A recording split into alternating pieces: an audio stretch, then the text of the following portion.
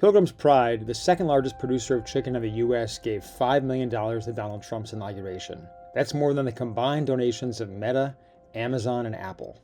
In the first quarter of 2025, its parent company, JBS, spent more than $500,000 lobbying the administration. Since then, the companies have benefited from several major policy decisions by the Trump administration.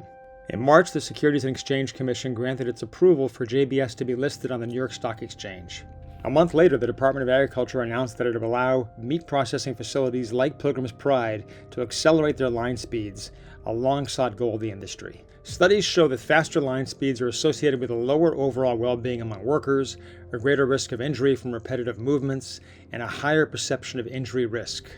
In December of 2025, more than 1,000 Haitian workers alleged in a class action lawsuit that JBS subjected them to discriminatory and unsafe working and living conditions. One of the plaintiffs claims that the line moved so quickly he could not unclench his fist from the meat hook, leaving his fingers stuck in a clawing position. Since Trump took office again, the Food Safety and Inspection Service has experienced significant staffing reductions due to voluntary buyouts and a hiring freeze. The administration also took steps to cancel union contracts for many inspectors. The remaining inspectors, many of whom saw their union's contracts terminated, are sometimes reluctant to cite unsafe conditions. A recent series of ICE raids of meatpacking plants across the country have caused panic in immigrant communities, making workers afraid to raise their voices about conditions. JBS did not respond to Capital and Main's request for comment.